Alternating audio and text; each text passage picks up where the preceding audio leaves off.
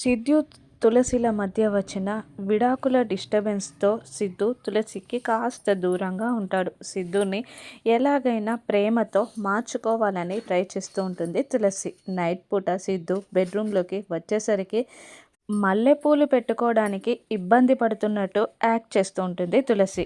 తులసి ఇబ్బందిని చూసిన సిద్ధు, ఏంటి ఏదో ఇబ్బంది పడుతున్నట్టున్నావు అని అడుగుతుండగా, అది మల్లెపూలు పెట్టుకోవడానికి ఇబ్బందిగా ఉందండి అని అంటూ ఉంటుంది తులసి. నేను పెట్టనా జడలో మల్లెపూలు అని సిద్ధు అనగానే, దానికోసమే కదా శ్రీవారు వెయిటింగ్ అని తులసి నెమ్మదిగా గుణుగుతూ ఉంటుంది.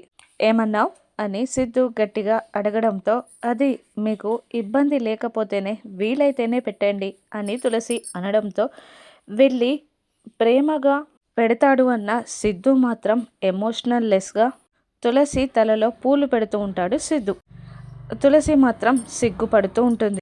ఇక అద్దంలో నుండి సిద్ధుని చూస్తూ సిగ్గుపడుతూ ఉంటుంది తులసి. ఆ తర్వాత పడుకోవడానికి రెడీ అవుతూ, అవును నీ చాపెక్కడ కనిపించట్లేదు అని సిద్ధు అడుగుతుండగా, అవునండి కనిపించట్లేదు అని అంటూ ఉంటుంది తులసి.